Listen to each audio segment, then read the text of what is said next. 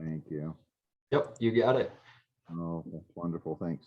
So I think we've got, well, I know we've got a quorum here. Thank you for everybody who's here. And I'll just acknowledge the attendees based upon who I see on the screen and welcome everyone here today.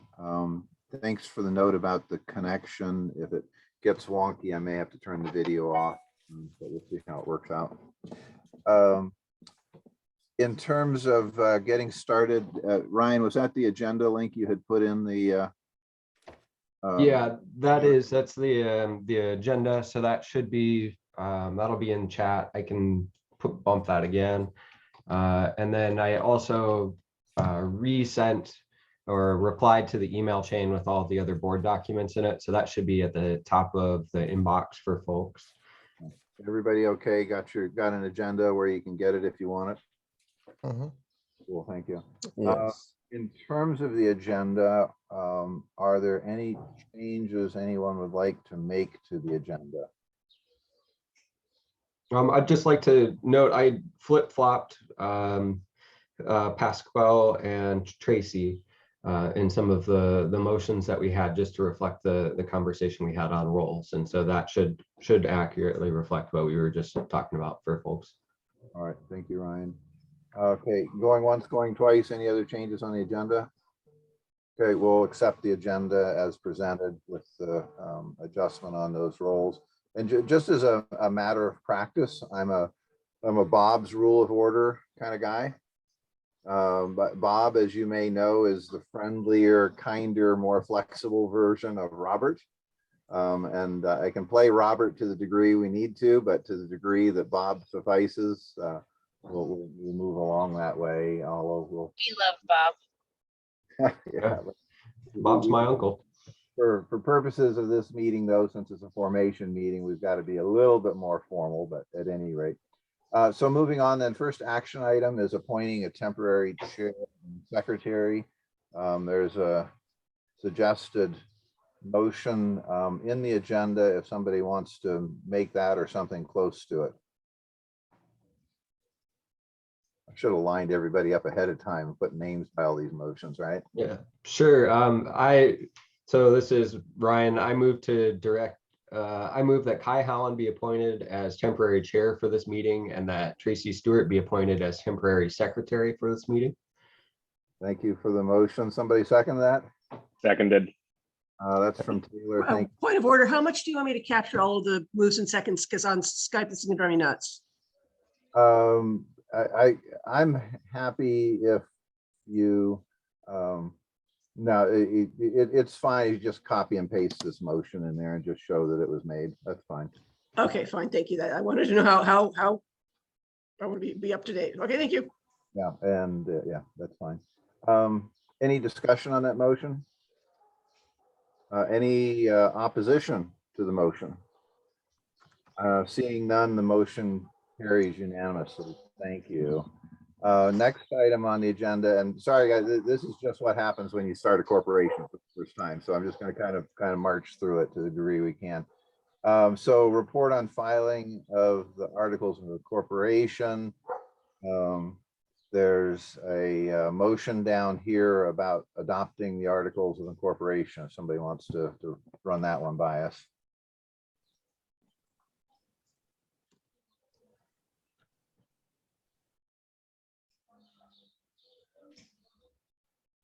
Sure, I'll hop in. I move to direct the secretary of this corporation to make a copy of the signed and certified articles of incorporation and place them in a corporate binder to be kept in our principal office.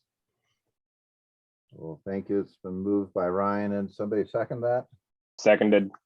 Thank you, Taylor. And just for clarification on this, the articles of incorporation in terms of where they are in binders is essentially our Google Drive. That's our place electronically for it. And for the time being, if you dug into the details, the principal physical office, I'm just using my address right now until we someday have a different one. Any further discussion or questions on the motion? One wants in place? Any opposition to the motion? Seeing none, the motion carries unanimously. Next are bylaws. Hopefully you had a chance to at least scan them. Most of it's just kind of minutia, but this is kind of the operating rules in terms of how we elect officers and when we have meetings and stuff like that that's necessary, including some necessary language around being a 501c3 and fiduciary assets that are carried through for IRS qualification down the road. There's a suggested motion for that one. Ryan, you want to keep on your Yeah. Well, keep it rolling. This is Ryan Witten. I move to adopt the presented bylaws as the bylaws of this organization. you up for it, Taylor? Seconded. Okay, now we're starting to fly here. Just one thing I want to note in there that's potentially a little confusing, but I want to be clear about this, that you're going to see in those some wiggle words around president and chair. I don't, for the purposes of this functioning organization, think there needs to be a president of it. I don't think that's kind of the ethos of what we're doing here. Yet the state of Alaska requires that we have a president for statutory regulations in forming a corporation. So what you see in that language there is some of this wiggle wording of basically we have a board chair and a board vice chair, or optionally down the road a co-chair. But you'll also see a reference in there to president. So when we're talking about the board and the organization and what it does, it's the chair and the vice chair. When we're talking about the filings for the state of Alaska, there's going to be a president and a vice president. That's why you see that little bit of wiggle wording in there. Other discussion on the motion or questions you have about the bylaws, and I don't pretend to think that they're perfect. And so if you found anything you want to suggest that needs to be changed or things that are missing, that's all fair game. I just had a question, and my apologies, I didn't read them before we met today. This is something that I think has come up in another conversation though. And one of the things that needs to be in there, because it can't be implicit, it needs to be explicit, is that we can contract our board members for fair rate for actual services rendered. So people aren't paid to be on the board, but if we have one of our board members providing services, that we can actually pay them for those services. And I believe that is in there.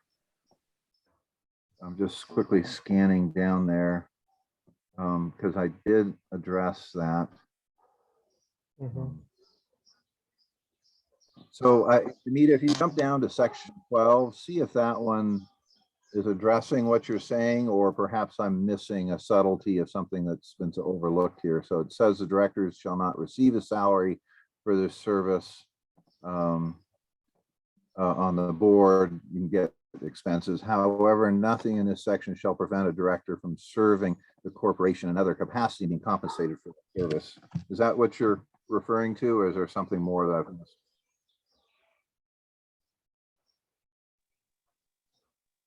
That's perfect. Thank you.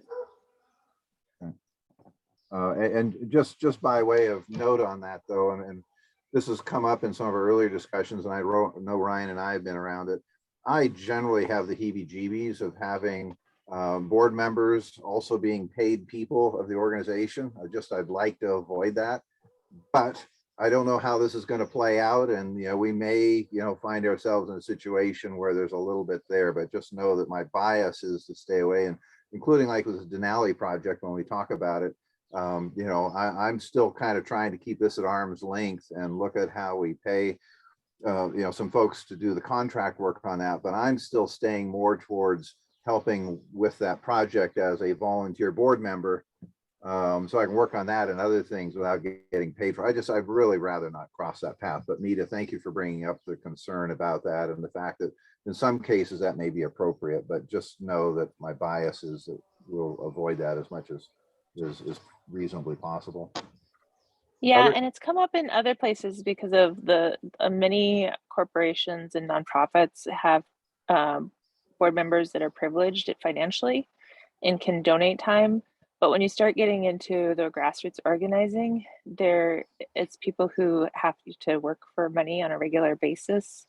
And so it's just being conscious of that we're operating in a working class. That's a good clarification. Thanks for offering that. That makes a whole lot of sense from that perspective. I just, through the chair, I would also kind of second what you're saying. I think when it comes to raising money, especially from larger national kind of entities, it will be very difficult if they're looking at kind of a due diligence process and they find board members are also getting paid. That's considered to be not really a best practice. It's something we've run into at the Ocean Cluster as well. So I think one way we might get around it is that I don't know if this meeting is the right meeting to do it. I think we should probably do a little bit more diligence in terms of research, but we could set a cap in terms of how much board members can be compensated within a year. And if they cross that cap, it requires some type of action by the board or some type of like voluntary step down from board decision making for at least like a period of time. Good thought. Thank you. Any other discussion on the bylaws? I mean, Hold on, I think that in terms of the people that we have as directors right now, it's a lot of our implementers and doers. And so I think this warrants further discussion as we figure out how to move into the creating the team that's going to implement this vision. That's a good point. And, you know, I'm cognizant that, you know, there's two broad categories of boards. There's governance boards that kind of sit back and, you know, look at the policy goals and stamp what, you know, the staff side of the organization does. And there's working boards where the intent is the boards are basically rolling up their sleeves and are using the board as the structure of which to do their work. And, you know, the intent here has generally been to keep this more as a governance board. But to Margie's point, there's a bunch of us that are very active doing things, but I'm hoping that we will move towards having the capacity within some staff and contractors to do more of the work, so that the good folks that have offered to be on the board of directors here can use this time more to be at the balcony level than to be spending time managing the working level. But admittedly, we're here because we get involved and do things, and it's going to be a grayness for us to continue to explore. Anything further? All right, any opposition into adopting the bylaws as submitted? Seeing none, the bylaws are approved for the organization. Next up is the board of directors and terms. Before moving this, I need clarification. Ryan, did you ever get an answer from Atlas on whether she was in or out on the board? No, I did not get an answer from them. I know she suffered a loss in her family or something that's taken her out. So no, she's not here. So not getting a confirmation from her will leave her off then of the proposed directors, but there is then an open slot that we can move her in, move them into when we get an answer on that, if that makes sense. Slate of directors. Okay, so the slate of directors, I believe, was in part of the package you get there. It's set up as potentially a 12 director board with one position open with this issue with Atlas not resolved. And the officers have been rejiggered at the last minute this morning, with me as chair, Ryan, I believe, as vice chair, Tracy as secretary, and Pasquale as treasurer. So Ryan, if you want to do the good deed here and move adoption of this slate of officers and the founding board, and with the terms that are shown in that matrix, and when we have the discussion, we can see if there's any more changes in the terms we want to make. Yeah. I move to adopt the slate of nominated the slate nominated as the founding board of directors to the indicated terms. All right, thanks. And Taylor, you're good for a second as always, right? Seconded. Yep. Good deal.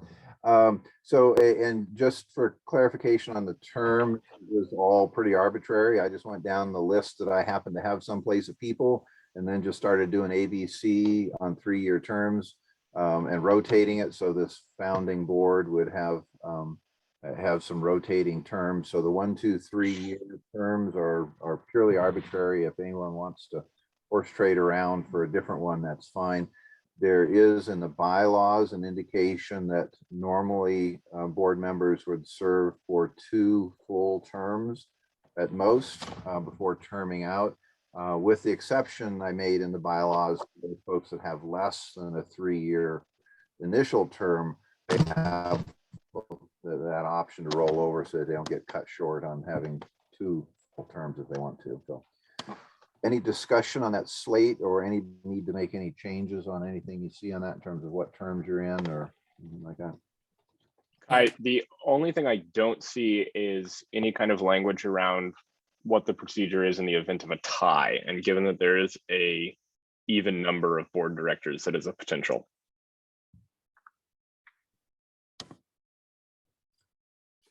Yeah. So the simple fact is, from my perception, that when things end up in a tie, they don't pass. Okay, I like that. Do we want to maybe add that as a kind of formal language, just given that we want to make it explicit rather than implicit? Yeah, let's make a, thank you, Dick. Thanks, Dick. Let's make that a note for the bylaws. I think we need to circle back around on that. Yeah. And Okay.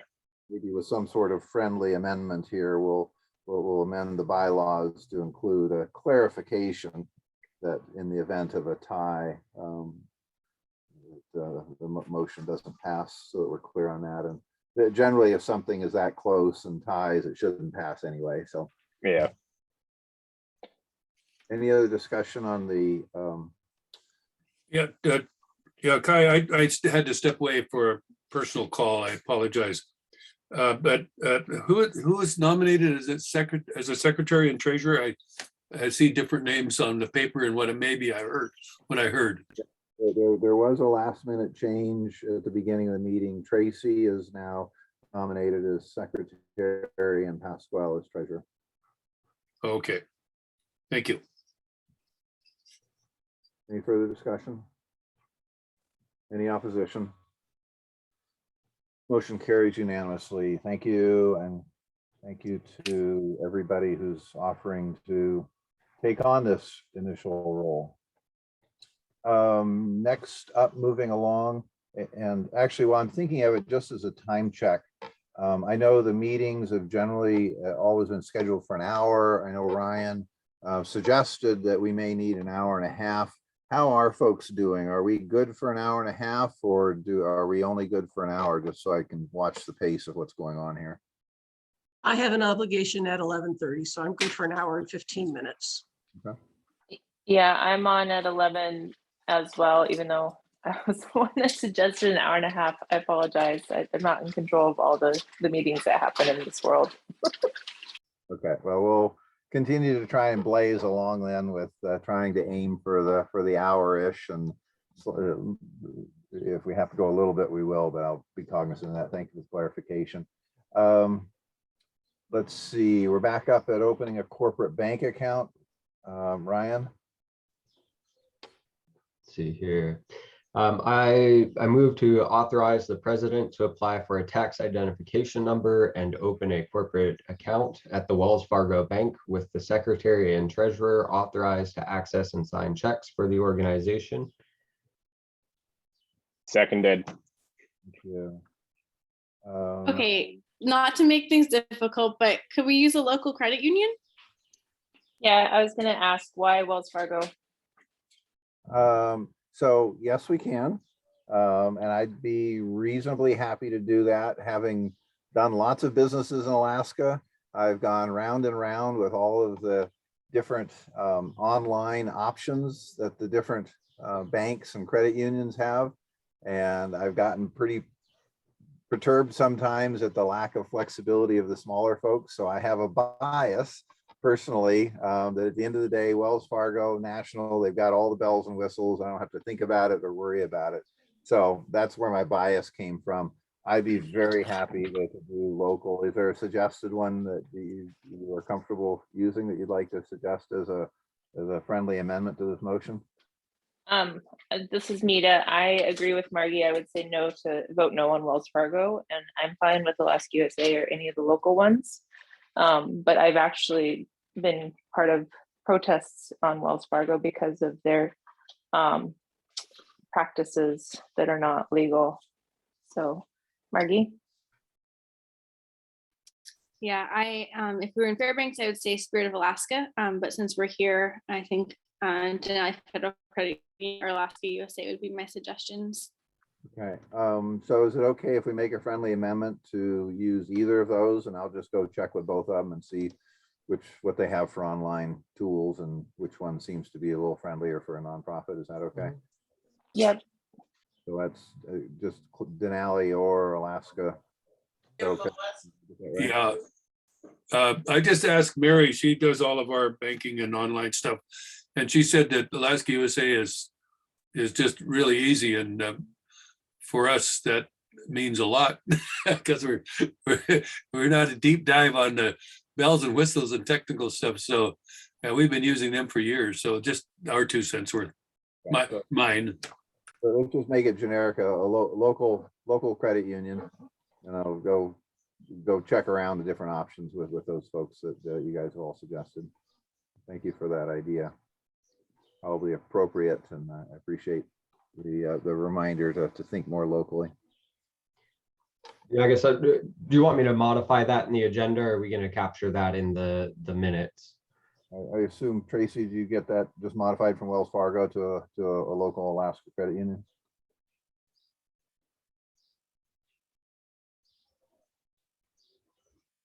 She's fighting with the mute. I am. I'm fighting with the mute because I'm working on my laptop, so I don't have double screens today. Yeah, is it a friendly amendment or is it just an agreement that you're going to look local? That's all I need. But yes, I was capturing it.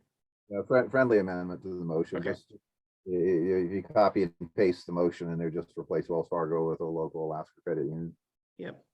Yeah, I guess, I'm also wondering, I think when we had first put the minute or the agenda together, we weren't sure if we were going to end up with a co-chair or not. And I'm wondering if we should add a co-chair as a signatory. Yeah, thank you for catching that. You're right. That should also be added in there because originally there wasn't a co-chair. So all 4 officers ought to be on there just to cover the bases. Friendly amendment then. Okay, cool. Any further discussion? Going once, going twice. All right, any opposition or abstention? All right, thank you. Motion carries unanimously. Let's see, next item is filing for tax exemption and filing of required reports. This is just a gotta do step in this process that we're in here. So Ryan, go for it.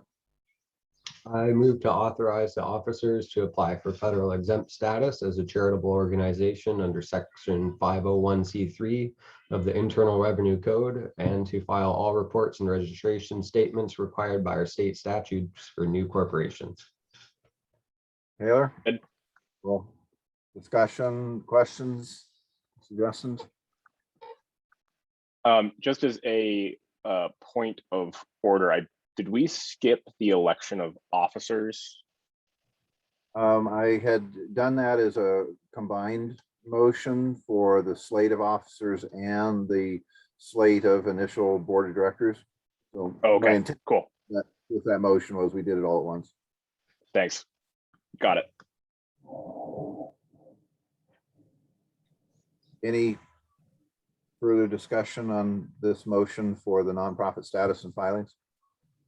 Any objection to the motion? Seeing none, motion carries unanimously. Thank you. Let's see.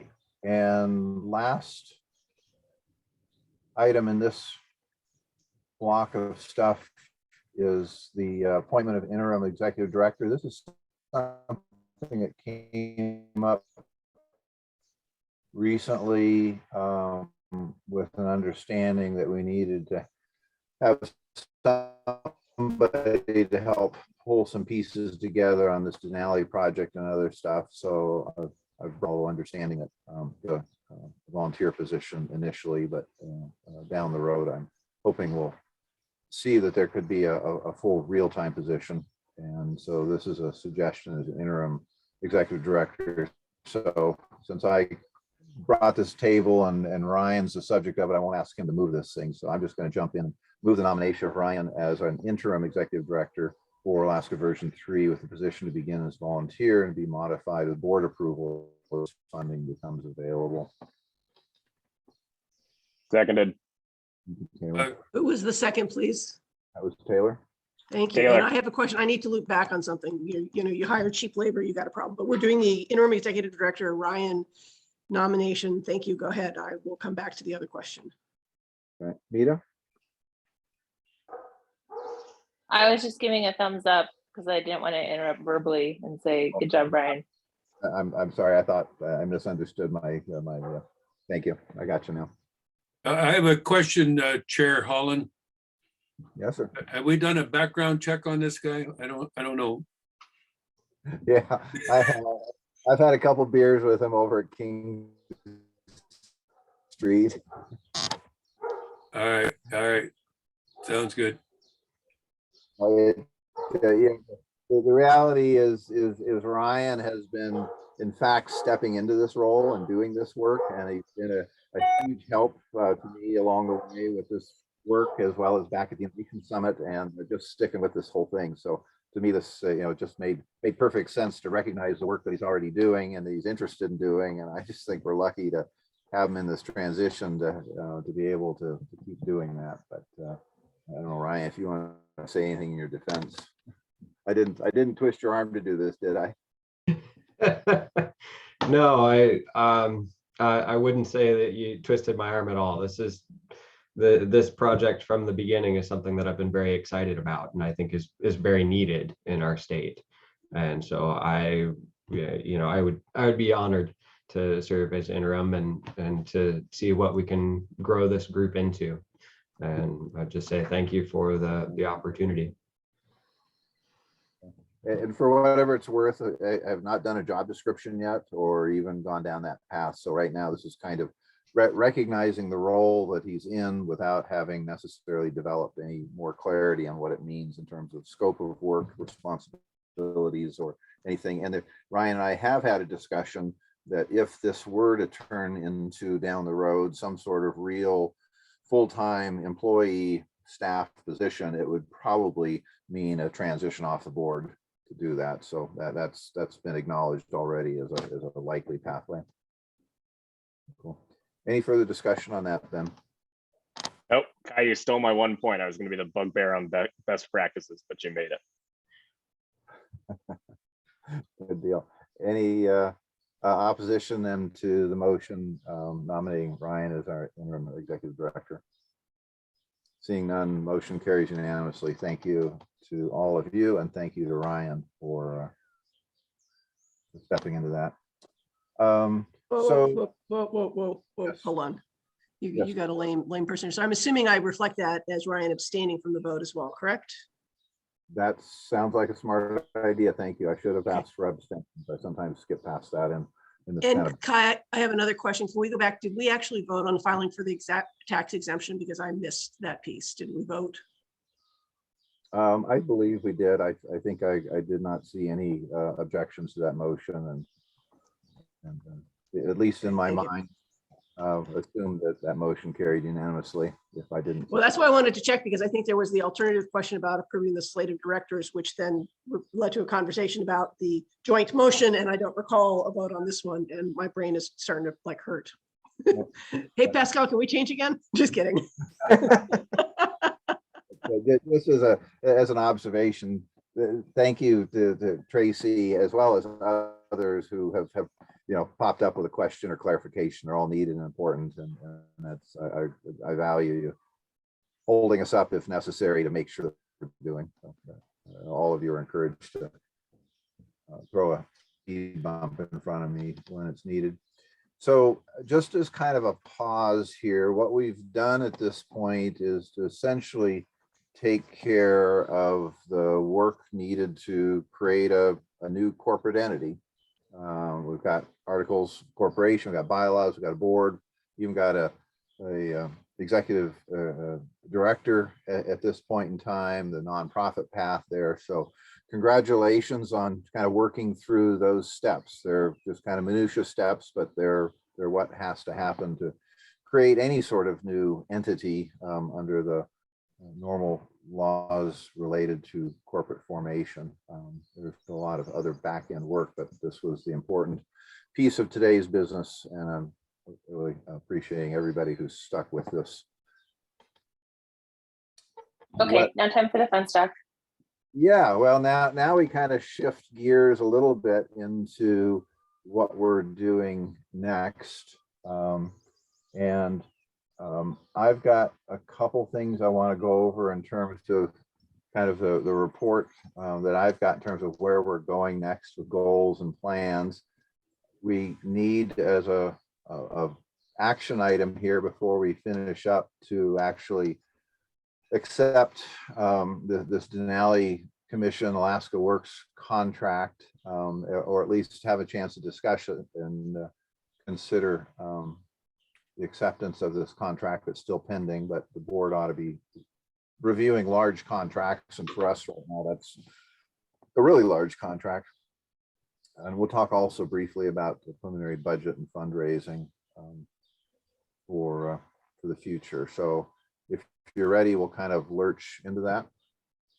One real just kind of quick point of order for Tracy. In the minutes, make sure you're adopting by consensus as the language rather than by vote, just because that is a distinction that does matter for record keeping. So we haven't been taking formal votes, we've been adopting by consensus. Okay, I will do my best. And this will be very helpful, Taylor, maybe for the first review of the minutes before we approve them, as I make sure I get the correct language. That would be very helpful. The other thing I'm not Perfect. doing today, but I'll try to do in the future, is actually just take the minutes within the Google Doc. So it'll be up and moving so people can see it. But today I wasn't prepared to have this role. So thanks. So repeat one more time, approved by Consensus. So Thank you. there's multiple ways that motions can be approved, votes, voice vote, approved by consensus. We just want to capture that. Okay, so I'm going to share my screen for a minute and I'll bring up a couple slides I want to cover.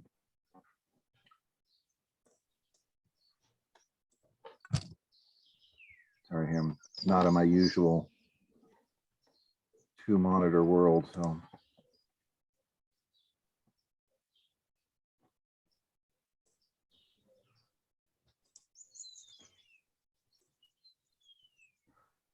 Okay, so I guess a couple of background things, and I'll just kind of go through this fairly quickly, but I wanted to acknowledge once again just the thank you to all of you who have been a part of this discussion that's happened, starting almost a year and a half ago about, what's next Alaska. And I've really valued all the connections and the friendships and the opportunities that have been coming out of this. And in particular, I wanted to also acknowledge, while I'm not expecting you to read it all, but that paragraph that's probably unreadable in the lower left is the one that a group worked on, but particularly Margie spent a lot of time developing a narrative that came out of the retreat that we did last fall. And that narrative continues every time I go back and look at it to really capture a valuable message about what we're doing and why we're doing it, as well as the invitation to invite other people into it. So we'll continue to share that, but I just want to acknowledge the work that's been done to create that understanding of where we're at and where we could be going together.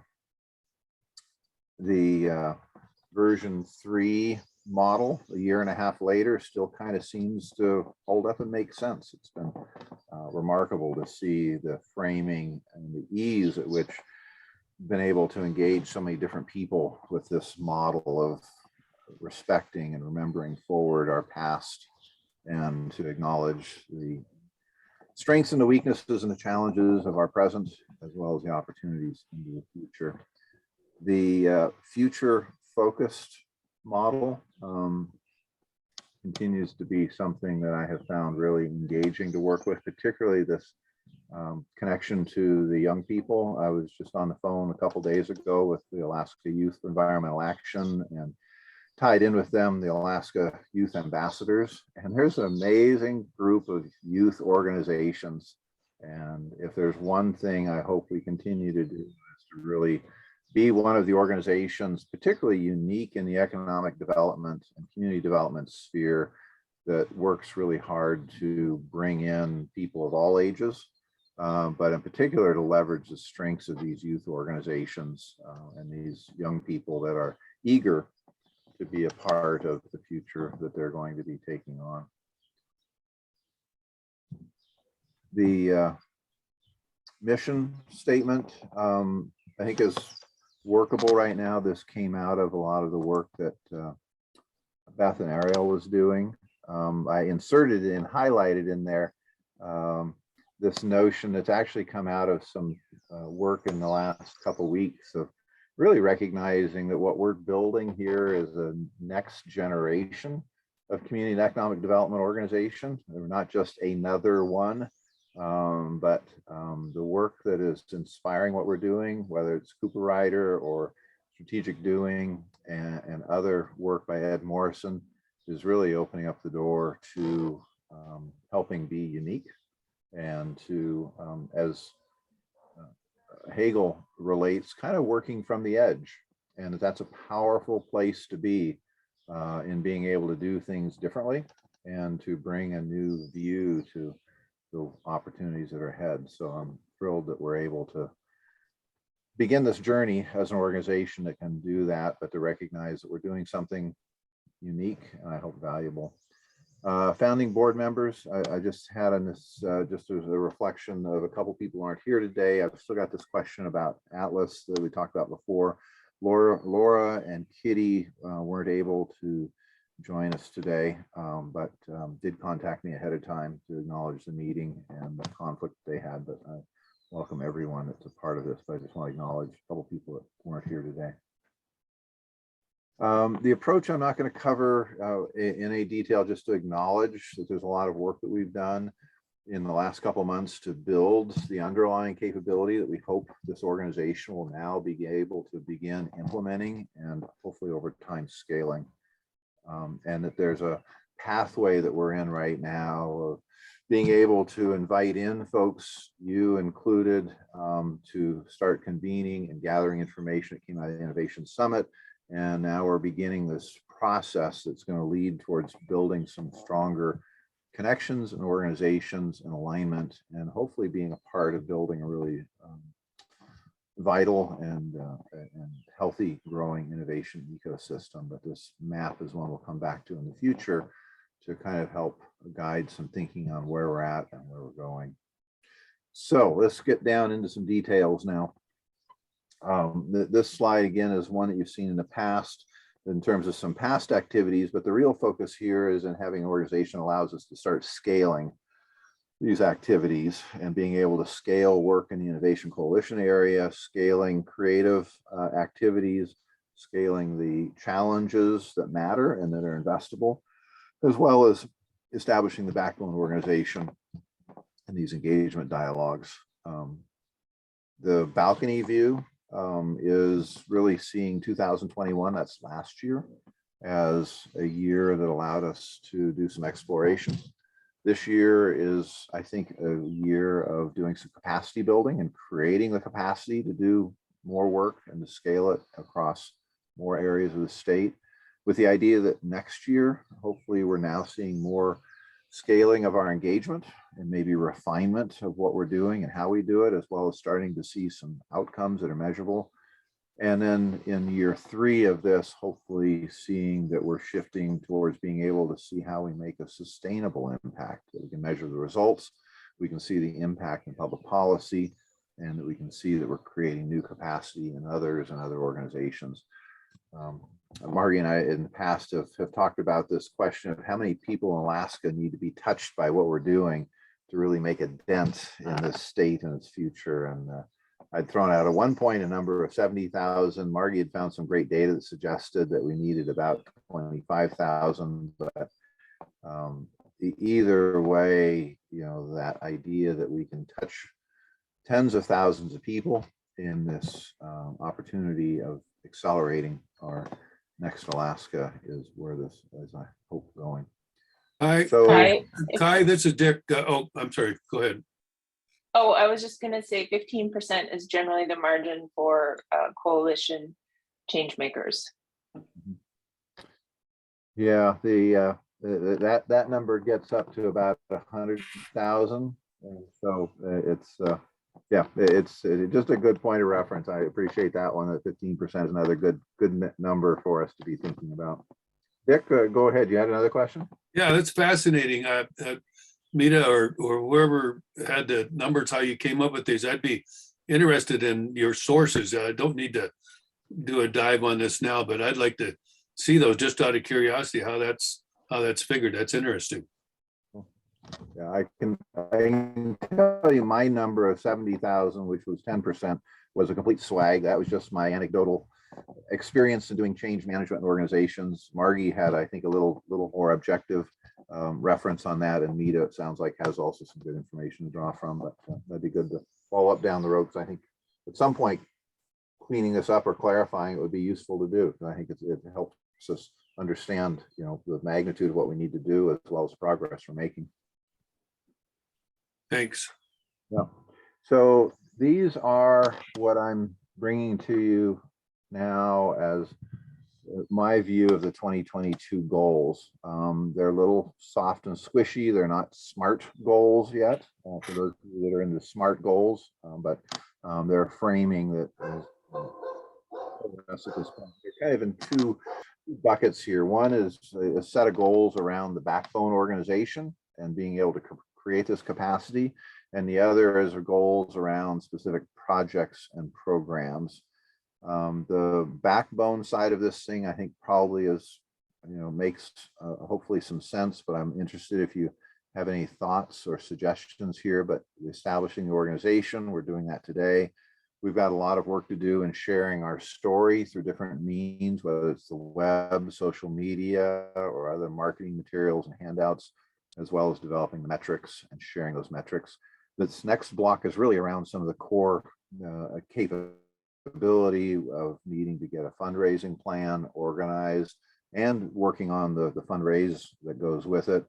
Eventually having an executive director and a paid capability for the back end. That's accounting and payroll and that kind of stuff you got to do. And potentially the platform of how we're developing the business and the opportunity for people to engage.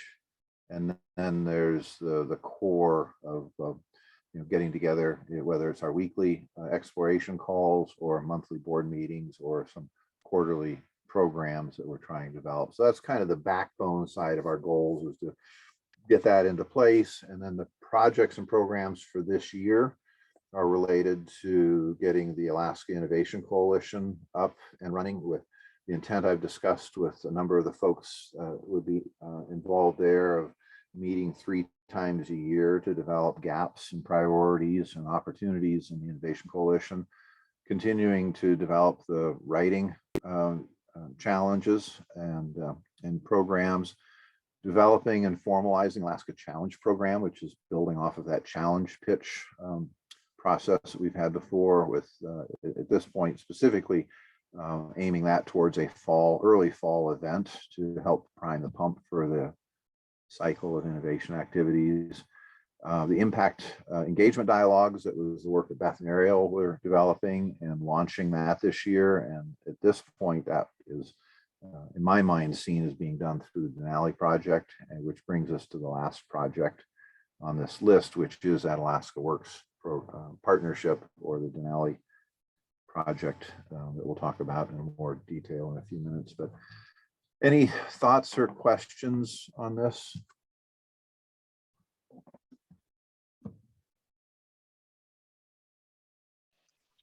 I just kind of bringing it back to bylaws and how we're set up. It would be interesting at some point to explore opening up membership and having some type of members-based structure. I think that's a very powerful organizational structure that I've seen other organizations use to, I think, pretty interesting effect. There are others, I think, who should be a part of this conversation who aren't yet. And I think there are ways that we could bring them in through some type of membership plan that actually, serves what they're interested in and looking to get out of it. So just kind of raise that as a potential idea down the road. Yeah, I'd love to explore that. The debate that I've had, just for framing on this, but without diving in too deep, is I think there's a lot of power in having membership and that tie and commitment. On the other hand, I've been a little reluctant to having a membership where if there's members, and that means there's non-members, and trying to balance that dynamic of being accessible, for everybody, versus being members. So anyway, I look forward to talking about it. I think you're spot on. I think there's something powerful about how we could do this, but I don't know the answer to it yet. Yeah, I would just kind of, for other folks who are interested, I obviously had an example in mind.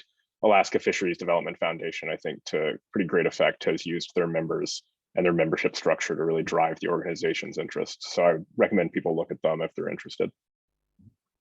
Yeah, Taylor, I'd be interested in exploring that a little bit more with you.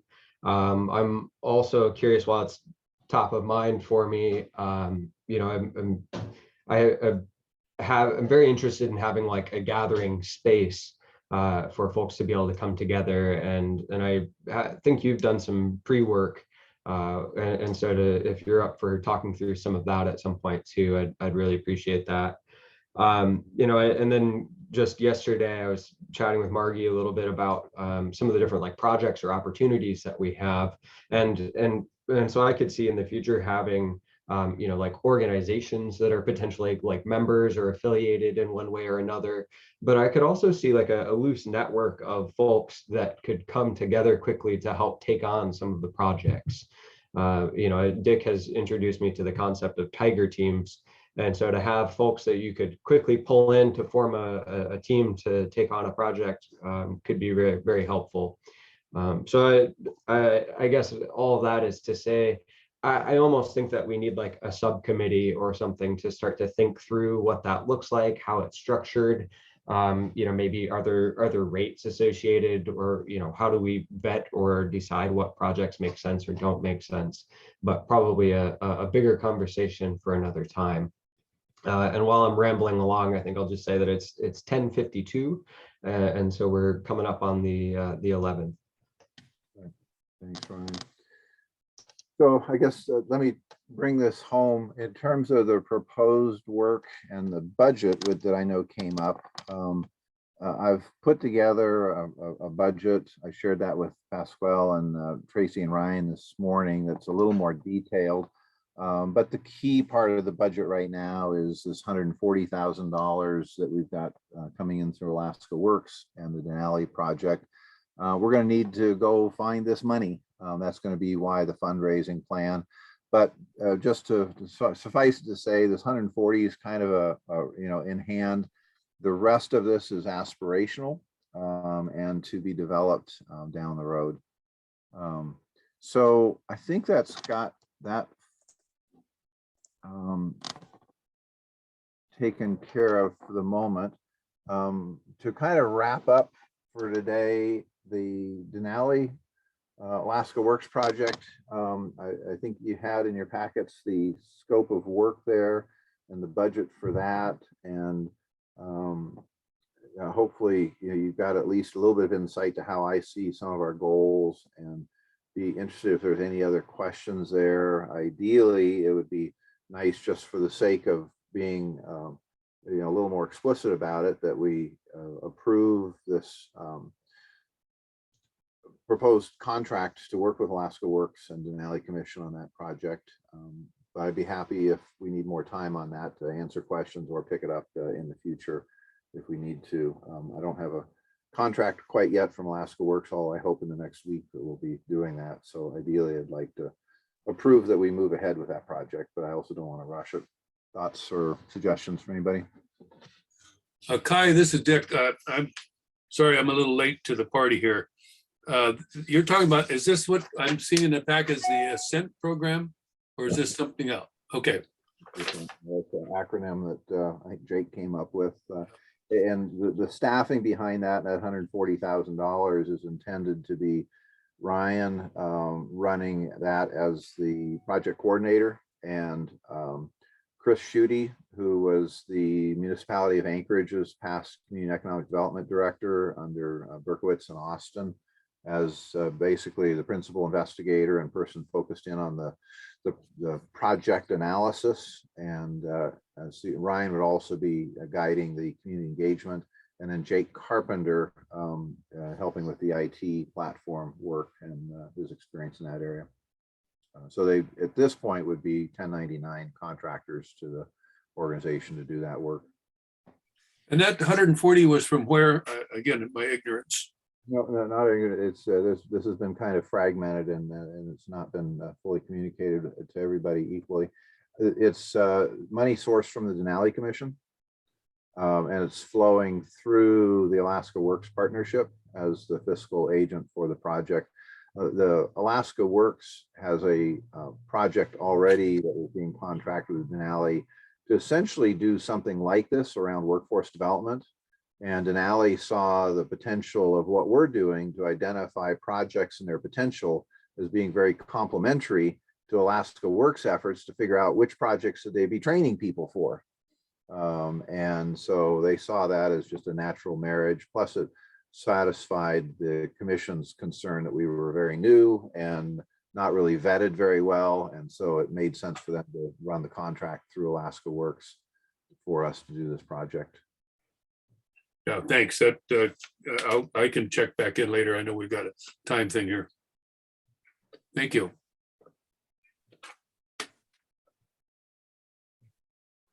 So if you're up for it and you want to approve executing this contract with Alaska Works for $140,000, and somebody wants to make the motion, we can do that. If you don't feel like we're ready to do that today, I understand. Hi, Kai. This is Mita. That could make a motion to approve. Okay, thank you, Mita. Seconded. Thank you, Taylor. Any further discussion on accepting this contract from Alaska Works Partnership? Going once, going twice. Any objection or abstentions? Okay, we'll consider it approved. Thank you for that. That wraps us up. We have some action items that come through the direction of the motions on that for this whole meeting. I appreciate all of the time on that. Is there anything, Ryan, you've been able to sort out on a time for our next meeting from your prior communications on that? It seems like the time that we have right now is a time that seems to work for everyone. It seems like for the next meeting, we're going to shoot for an hour and a half, and so we'll try and get that full chunk scheduled out. I know that the third Thursday does not work, but otherwise we are pretty flexible. Or I'm sorry, I keep saying Thursday. The third Friday does not work, but otherwise, is there a preference among the board for which one of the Fridays and how soon we want to reconvene? Yeah, Just my to clarify, schedule is so open, except for that third Friday. I don't ever know when I'm going to be open or not. Taylor? Just to clarify, we're talking about May, or are we talking about June? May. The third Friday does not work for me. I will be on a plane. Yeah, I think third Friday is out for everybody. Yeah. Okay, cool. So I think the default, if it works, is the fourth Friday. It would be really great to just get something blocked in, you know, even if it ends up tweaking around. I'd rather get the rest of the calendar year. It's easy to take something off. It's much harder to put it on. The fourth Friday is lovely. And I would just have to say that I'm getting something else that's now been slotted into that time. But if we stay at that day, but if we stay at 10, I'm okay, because the other one is Okay, so let's time zone. any objection to then that would be May 27th. Oh, my apologies. I read May 27th as the third Friday. That's the day I will be in the air, unfortunately. Okay, well, I think we're still kind of headed towards the fourth Fridays. Yes. Okay. All right. Thank you, everybody. I have to jump off. Okay, I think we are adjourned unless I missed anything. Motion I- to close. Yeah, I just want to quick, thank you for all the hard work. This is marvelous. Right. Thank you, Dick. Thank you, everybody, for joining the discussion today and for getting through all these. And I'll be Good able to stick job. a few minutes if anybody needs to, but we're adjourned. Thank you so much. Sweet. Ryan, do you have a second? I have a couple of minutes here. I want to ask you about this contract, if you want to stick around. Sure, sounds great. Bye, folks. Thank you, everyone. And thank you, Kai, for giving us such a strong foundation to get this thing launched. I just want to say that again. Much Thank you. appreciated. Okay, see ya. Kai and all. Pascal, I see you're still on there too. So, you Yeah. definitely shout out for. Okay, I was Pasquale's been part of this for what, 8 years? We've been at this a long time. Nice. I would not want to, although I know I could in the moment, minimize how important Pasquale's involvement in all of this work has been for such a long time.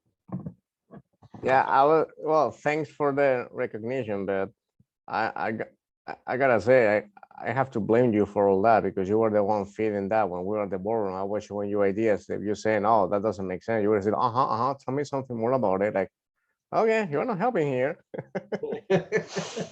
Well, I've got Pasquale to blame. When we have retreats, Pasquale's the guy who's plying us with coffee and making sure that we can get through everything that we need to, keeping us quick and throwing out those good ideas to make this thing happen.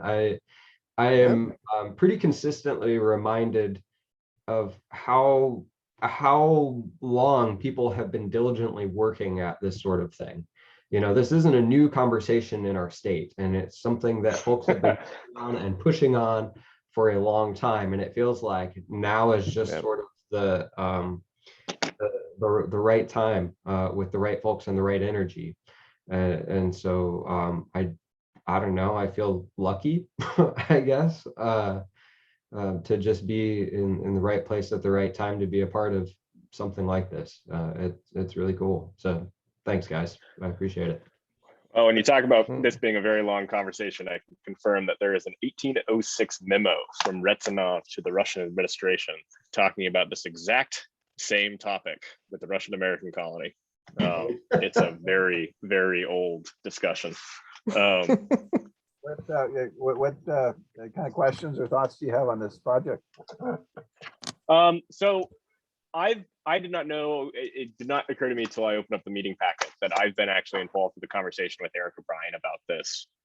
He did not tell me who this was going to, but he reached out to me because for the last 3 years, I've been working on a very similar project for Pan-Arctic infrastructure projects, and he wanted to see where we are at with that. And if you guys aren't familiar with it, let me drop it into it's the Arctic Infrastructure Inventory, sponsored by the Wilson Center and Guggenheim Partners. Originally was an investment inventory that Guggenheim put together. We took ownership of it in 2019. I don't remember exactly when. And because last time I checked the inventory, it hadn't become a public repository yet. Is it now available? it now has a website and everything. And as one of the co-managers of the project, I have the entire Excel sheet on my laptop. So for the last 3 years, I've been paid to essentially put together this with a team of interns that we had, as well as some researchers from Wilson Center. So this, I think, is very relevant, and we have a lot of things we've learned about trying to do a similar project in Alaska. I notified Jack Durkee and Mike Sprague at the Wilson Center about the conversations with Eric. I didn't know there was a document as put together as this. So if you don't mind, I would like to share this with them, just because this is in line with what I think they would like to be supporting. And I think it could be tied in at some point, but we need to just kind of have an initial discussion about kind of what you guys are thinking about and kind of how it might fit. But this is very much in line with what they were hoping to have the next phase of AII look like. So I think there's a lot of opportunity there to support it. One thing I was thinking of as I was reading this is that there's a lot of stuff here that needs to be sharpened, because one thing we learned was this is a really, really long and difficult project to pull together. It does not have the kind of ease of access one might hope to the databases you need. You're going to have problems with like definitions. So I do I would like to be involved in this and have some thoughts. So just moving forward, I can kind of collect those and share them with the team and just kind of say, here's how you might want to think about this and stuff we learned after doing 2 years of this. That'd be fantastic. I mean, two quick thoughts, come up. One is, Eric has asked us to collect and leverage this where we can. And I don't know whether under the terms of your work with the Wilson Center, if that relationship could be formalized, and maybe that's what you're suggesting. And in doing so, though, we'd also want to be able to capture some of that leverage work that could be going on in value, because Eric's interested in seeing that multiply of that. The other piece of this that to me is super important, and it doesn't always come out when people first read the document. This is not meant at this point to be an exhaustive database of all the projects. It's not meant to abandon all hope of having an exhaustive database. I can say that right now. It will never exist. If someone thinks they can put it together, forget about it. The moment that you can get 60% in a relatively quick amount of time. You can get it to 80% with quite a bit of work. Forget about getting it to 98%. It's just not possible. And the reality is it doesn't matter, because it's going to start coming out of date anyway. But the point is, exactly, needs to be a pilot to test a thesis about the potential of being able to pick from a broad array of projects, a few that can be linked and leveraged for greater community and economic benefit. And so this is meant to be a pilot. It's meant to test that thesis. And maybe in the process of testing the thesis out, we gain some insight on how would you operationalize this to be able to make it a sustainable way of doing capital projects in the future. It's only intended to be a 9-month, we're going to try and high grade some of the projects and high grade some of the opportunities, and look for the communities and the players that want to play. And if we find folks don't want to play, or they already got their own game, that's fine. This is going to be looking for a few of the willing folks that see this. But we've continued, because I've been working on this for 2 years, probably overlapping all your discussions with folks at Denali about this kind of thinking. And fortunately, Eric finally was able to carve out a few bucks to say, here's a little bit of running for you to go try this out and see what you can make out of it at this point. So it is a pilot. My top recommendation for this would actually be that I think there's a much larger conversation happening about this kind of work globally that you guys could be plugged into. So I'm also technically resigned over protest from the Arctic Economic Council's Infrastructure and Investments Working Group, because we remained taking money from the Russians. So the US members have resigned. But prior to our resignation in principle, we were working on about a 2-year contract that we were just wrapping up to do very similar work in Arctic, European Arctic. And so there's actually some Alaska projects that we tried to pull in and we just couldn't get them. It looks like Kai may have froze on me. Yeah, you freeze on your guys' end. Darn. He's frozen. I mentioned the Russians, and all of a sudden everything freezes. They know. They're following me. Anyway, Ryan, this is more for you. We could have a conversation about re-engaging. Oh, perfect. We can talk about kind of pulling in AEC and some of those other folks. I think now that there's some like work happening there. The other thing I would just kind of highlight is, I think if this proposal has if we can shape it at all, there's a few recommendations I would make around kind of what the goals should be so that you message this right. Because there's a lot of folks who've heard very similar spiels, and I think that they're a little skittish around this topic at the moment, just given kind of past efforts. And I think like the biggest thing you could do with this project is just identify what databases already exist and then propose a path forward for bringing them together into a central location.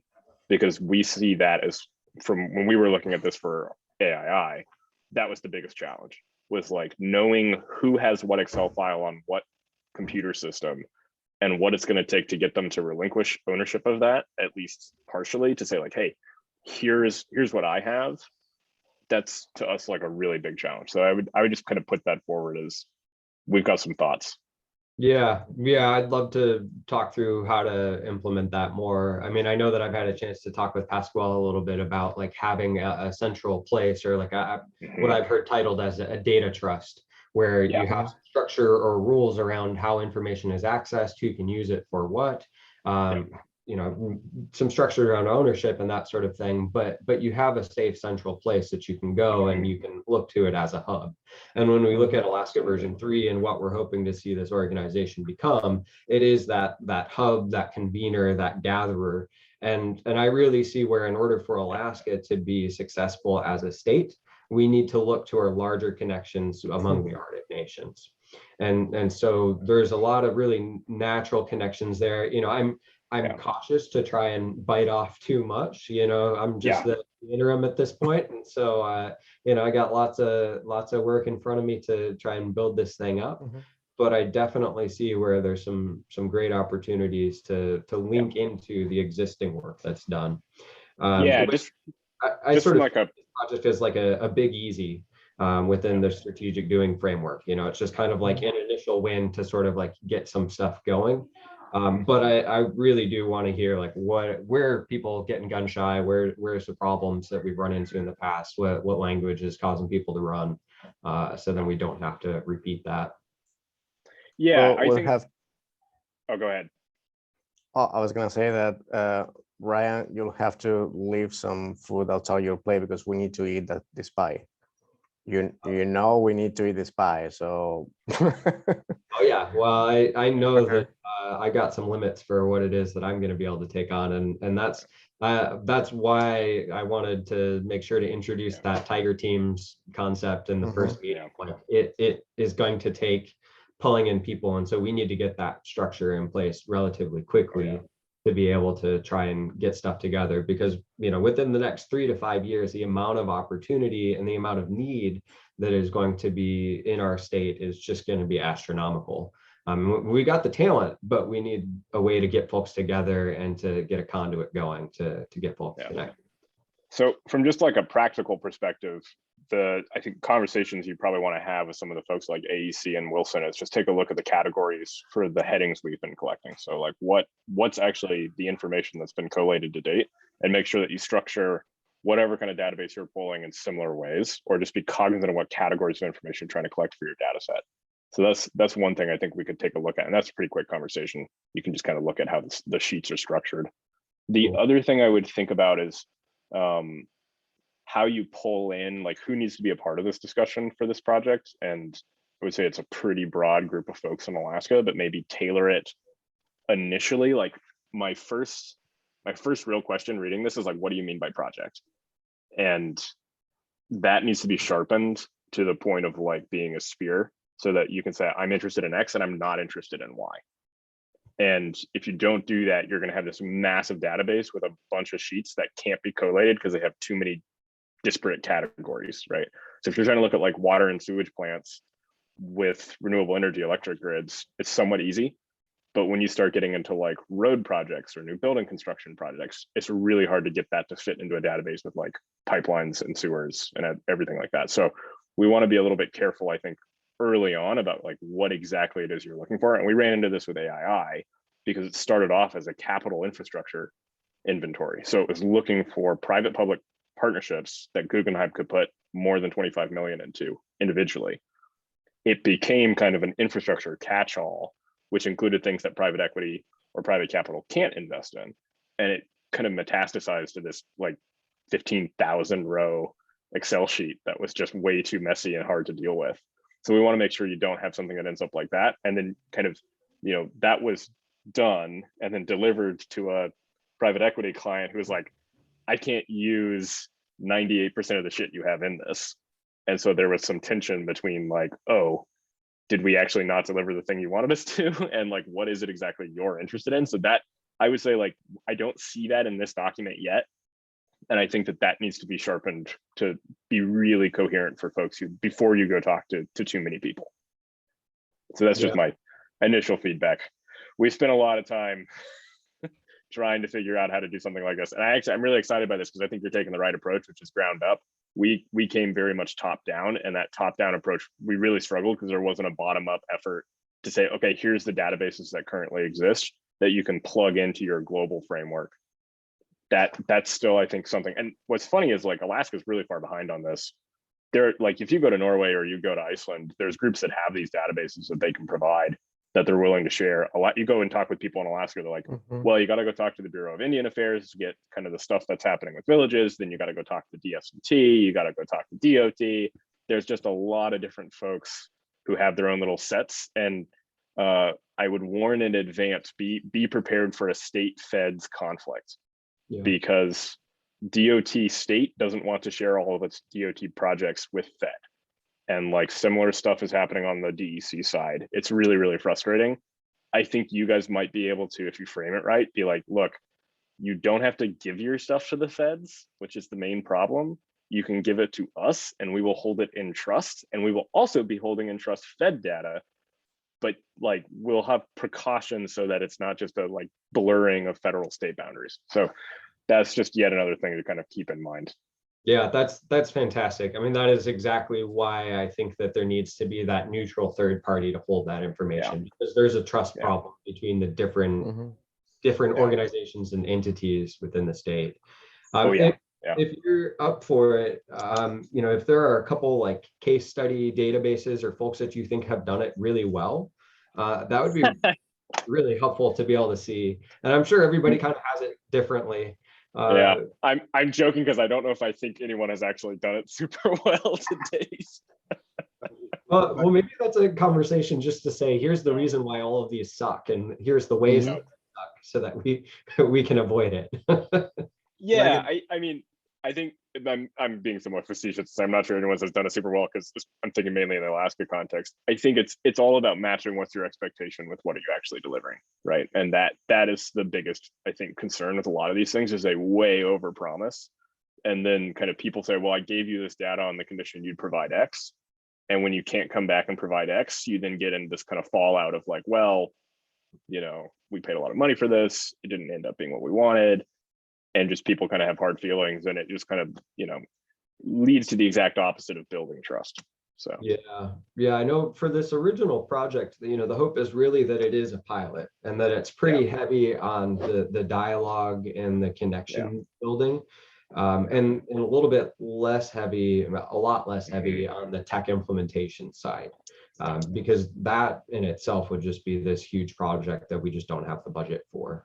But if there is framing from like other nations for like, here's what they're looking at and here's how they're considering it, then that can help us to kind of like hone in some of the questions, so that when we show up, like we can show up to the Wilson Center and say, look, here's the headings that we've looked at and the categories that you're using, and look, it happens to align with what we're doing. Right, exactly. Yeah, I can share some stuff with you. I'll see if I can go back and get my AEC documents, because there's a long. We had a very similar conversation over several months with the AEC board talking about how to put something together. I think I've got all the documents from that. So that would be probably helpful for you to have. Has there been any talk? So, oh, go ahead. Someone wants to, maybe Kai or Pascal. Taylor, as you look at that, one of the things that I hope, you know, maybe you can help us navigate is that we've been very emphatic about not letting this be seen as a database project. It ain't. Yeah. It can't be. You know, it's not just resources, but I think it's impossible to, you know, it's just too wicked of a problem set to think that it's going to be fit into a database.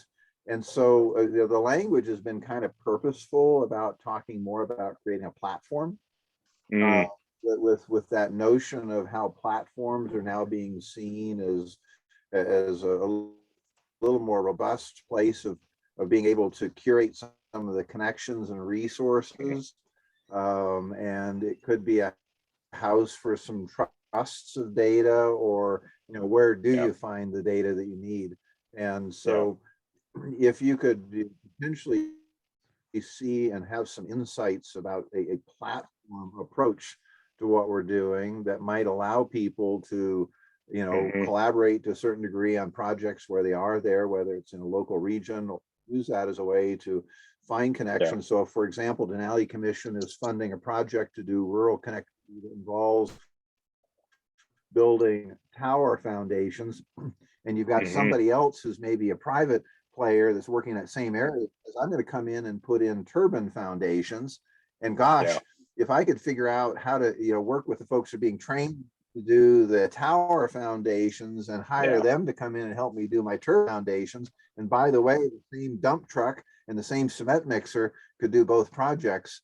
We want to create the Yeah. platform for those kinds of discussions and those kinds of opportunities to create Yeah. a legacy of how projects are a catalyst, so that we're not looking at how do we get as many projects in the next 4 years as possible as the measure of success, but instead, how do we choose the right projects and make the most of them for the long-term benefit Yeah. that they have, so that our measure of success is not how much we overfed and overstimulated our small economy on these billions of dollars of projects, but instead, Mhm. how do we use a few of those projects to really make a lasting change that we're proud of, that has a legacy, ongoing, sustainable community and economic benefit, that we can say this project really created a long-term stepwise improvement in our community.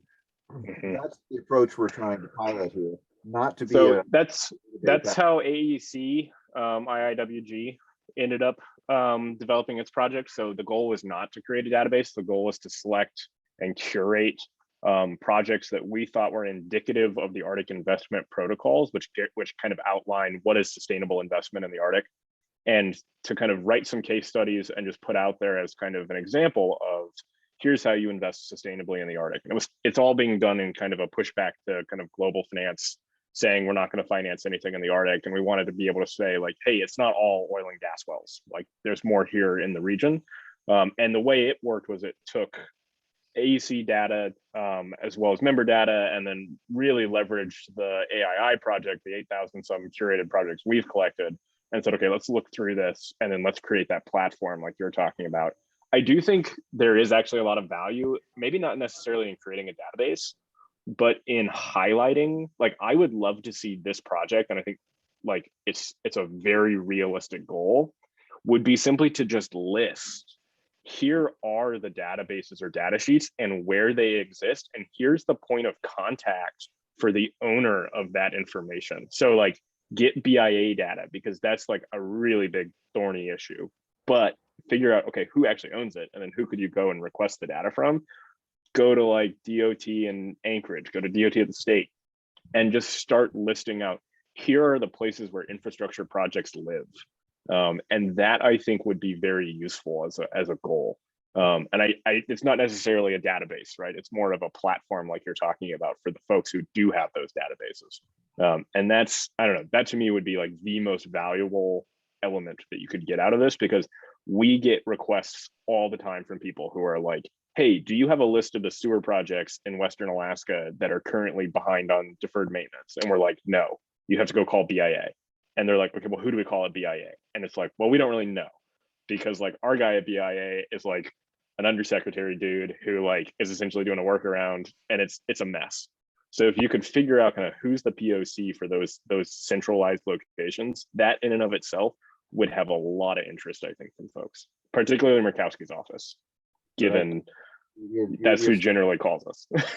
You're spot on with what we've talked about, kind of doing our initial MVP even on this project, is the pilot really we've talked about needs a pilot to the pilot, and that early pilot would be just trying to figure out who are the players, and that's why that first phase of the project is that network scan.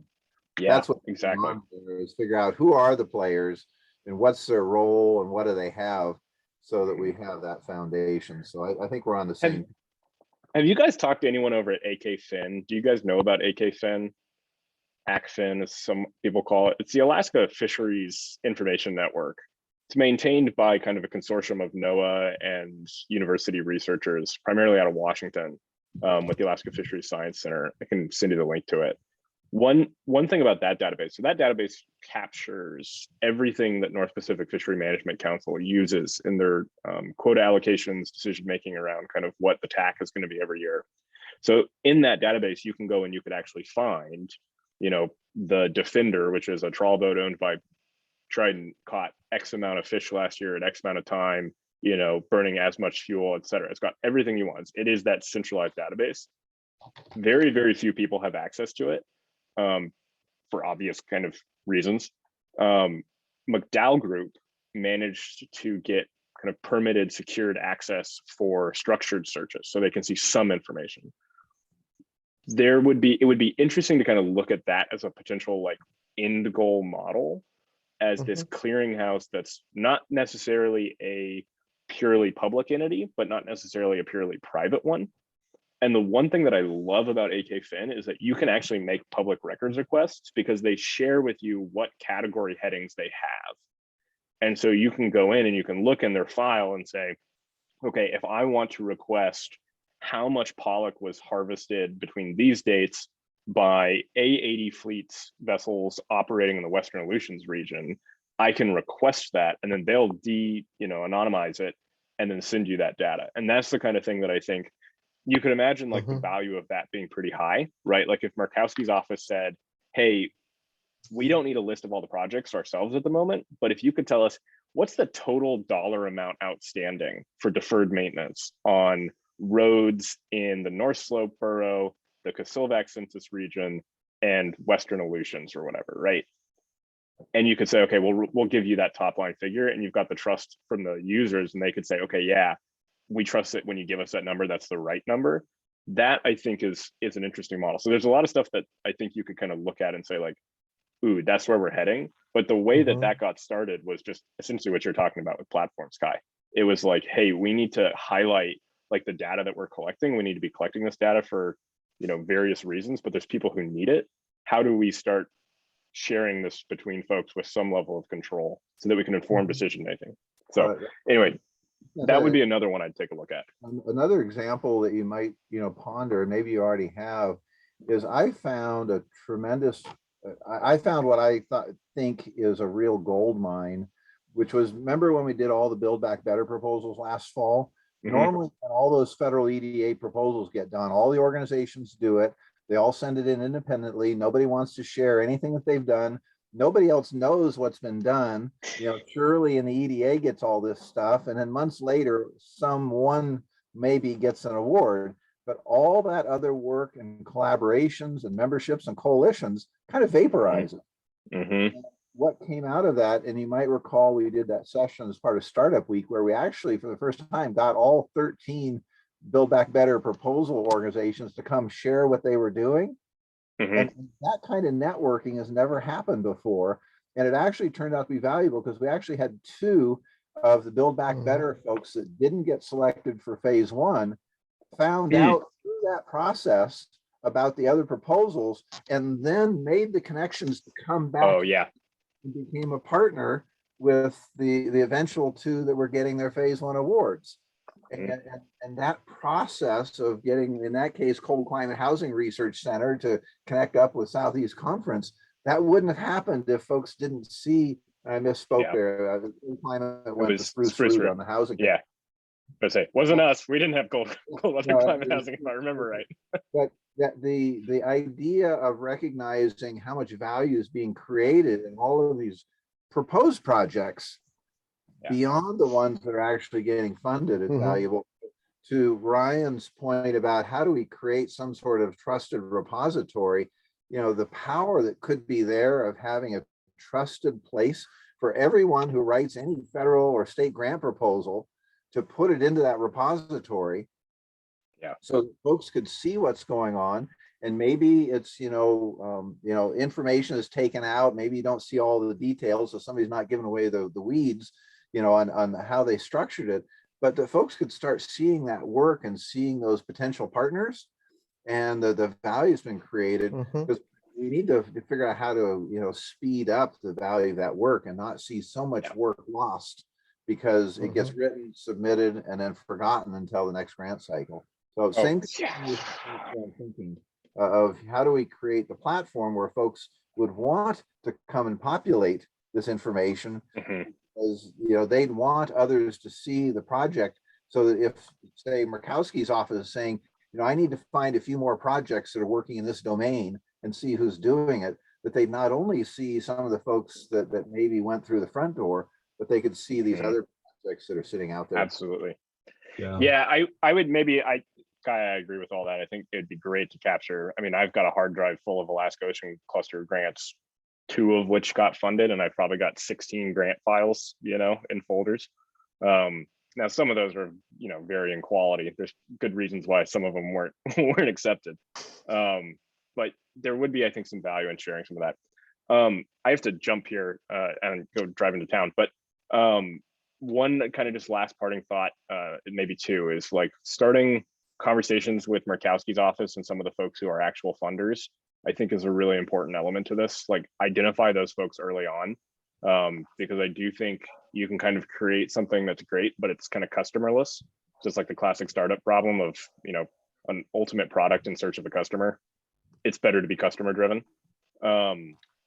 So like thinking through kind of who those folks would be early on, I think it's really critical. And then second kind of last point I'll leave you with is I would like to be involved in any kind of future discussions about this. So if you want to just keep me in the loop, I don't necessarily have to be at every meeting, but it would be very interesting, I think, given kind of I've overlapped with a lot of very similar projects, which I think are currently kind of looking at, okay, how do we foster kind of grounds up development that you guys are talking about doing here. So happy to kind of just be involved and continue providing some insight. So You know, Ryan and I have talked about the idea of putting together some sort of advisory group for the project. yeah, It would yeah. be kind of a group of folks that are interested in it and or could be providing the kind of advice you've given today.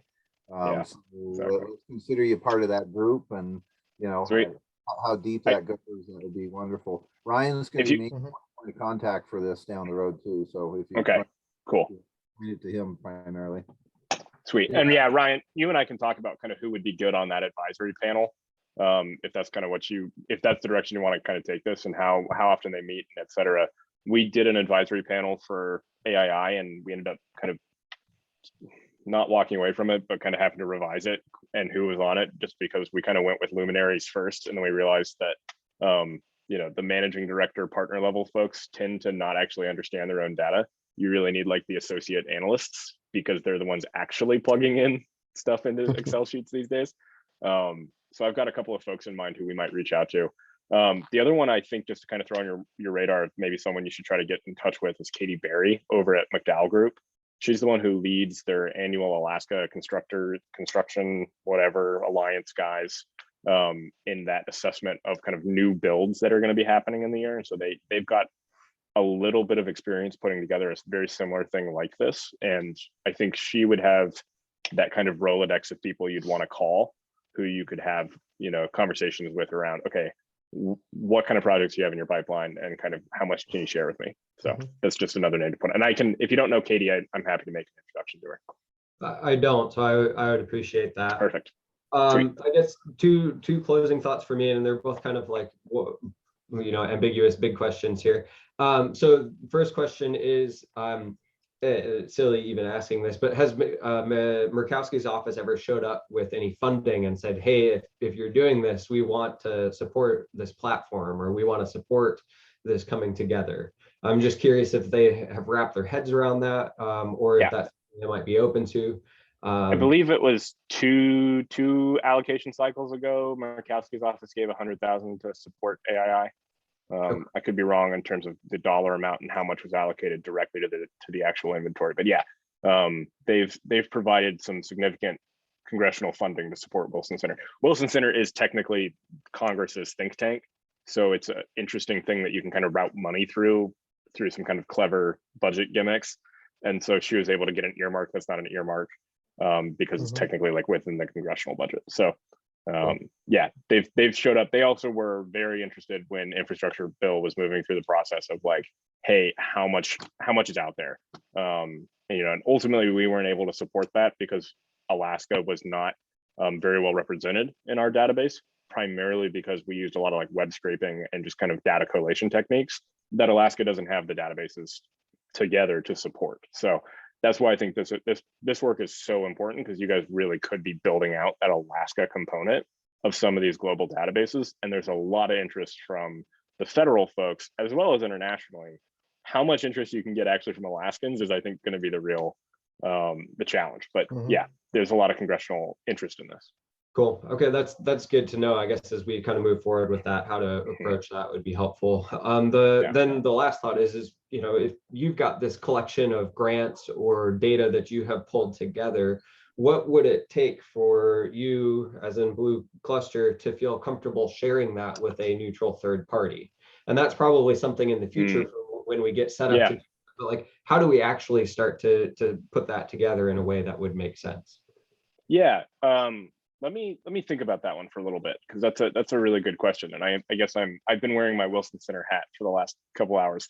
And I need to be wearing my Ocean Cluster hat a little bit more. Yeah, let me think about that. Because it would be interesting to maybe use Alaska Ocean Cluster as a test case for this study or this work. And I'm happy to, be the guinea pig. There's obviously some like confidentiality stuff we need to go through and screen, because like we have contractors who gave us rates that aren't public and shit like that. But yeah. Okay, let me think about that. That makes sense. And even with that rate structure information, like that would be really useful for other folks who are trying to like figure out and get started, like what's going rate, what can be charged. But y'all would need to feel confident that that wouldn't get shared, or that it would be anonymized or aggregated. And so that's where, like, how do we set it up in a way that really does make sense, so that it works for you and you can maintain the trust of the folks that you're working with. Yeah, it's like some of that's like proprietary bid stuff, so we need to be really careful, because it's like we have a relationship with so and so who supports our work, so they gave us a lowball figure. They don't necessarily want that kind of known as being their cost, because other folks aren't getting that rate. So we could take a look at that. I think the biggest element is maybe not that. Like obviously that would be very helpful for people, but it's also confidential, which is partially why it's confidential, right?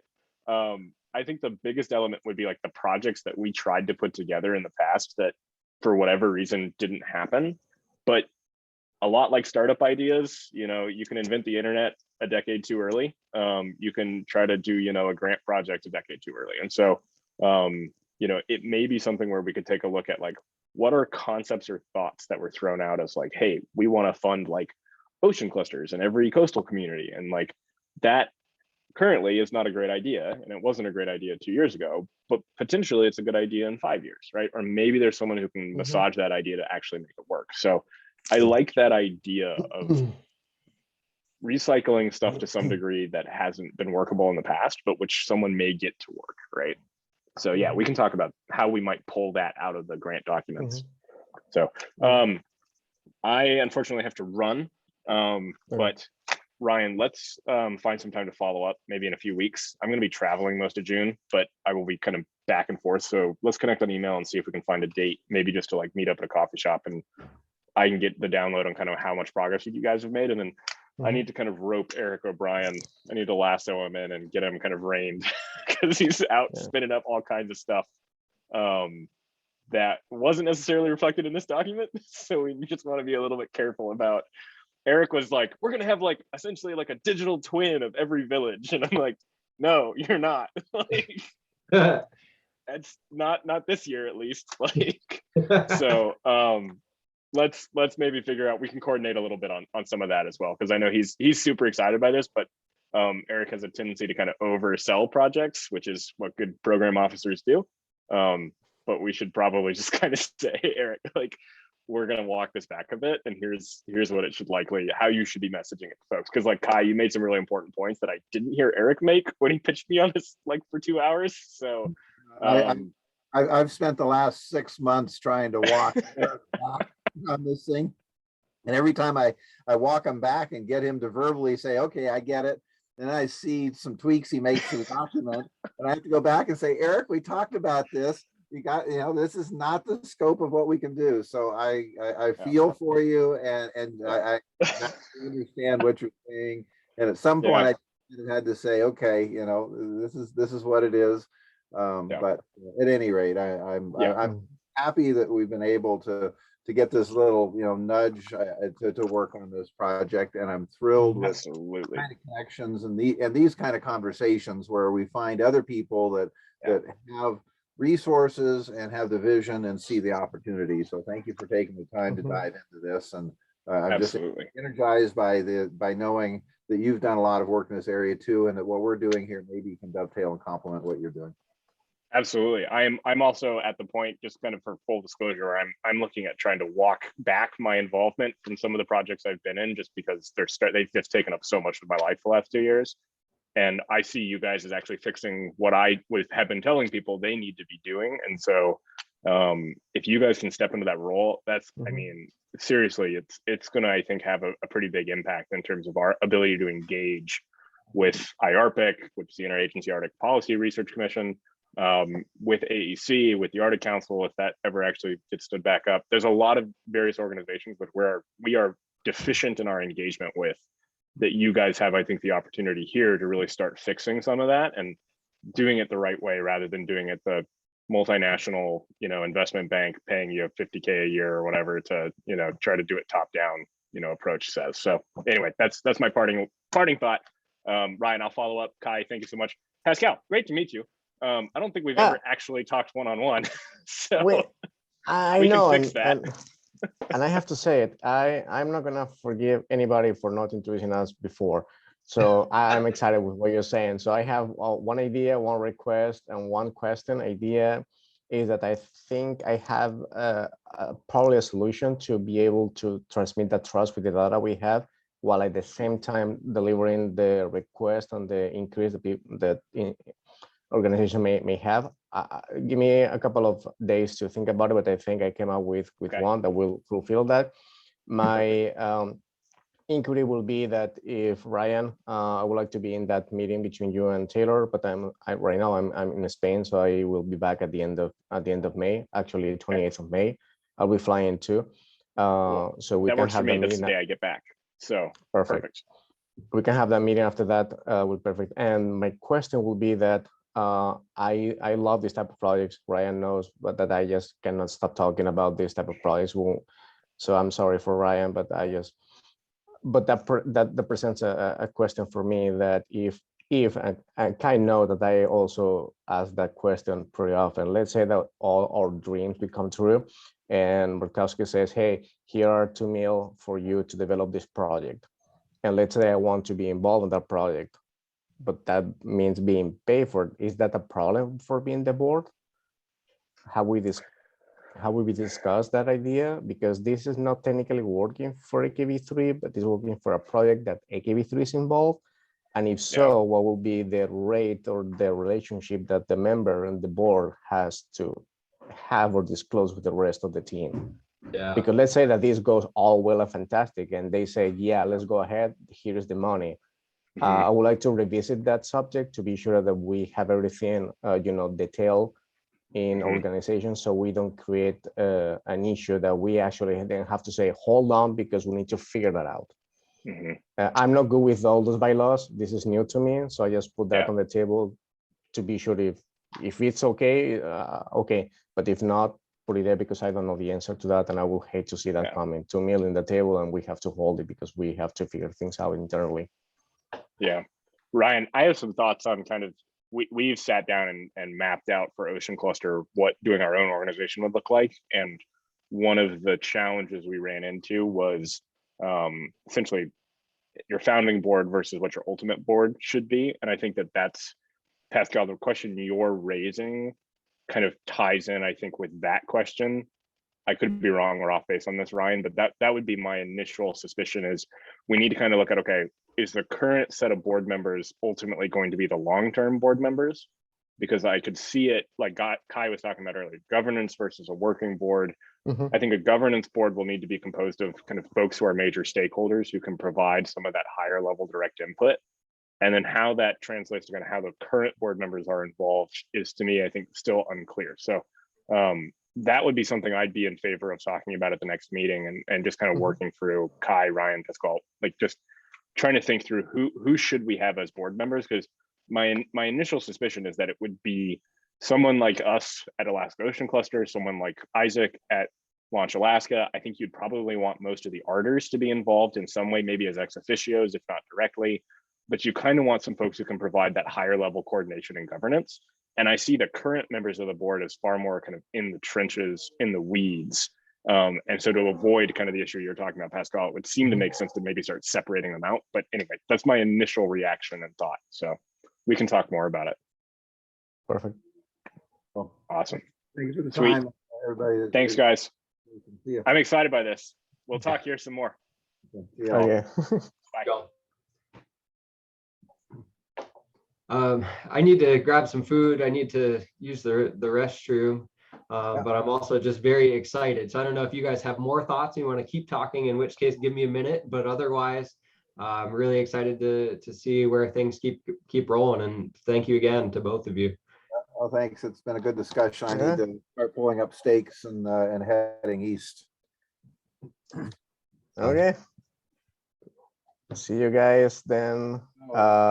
Where's the meeting next Friday, right? 10 Yeah, a.m. That's still okay. Regular meetings are still on for chit chatting and exploring. Like I said, I kind of see the Fridays as kind of continuing to have kind of an exploration focus. And once a month, we'll have a Friday that turns into a board meeting, but the other three will still be exploring whatever's interesting comes along and continue the journey. Sounds perfect. Well, nice meeting. Thanks very much for putting all this work together. That was Right. good. Sounds good. See y'all. See ya. Bye bye.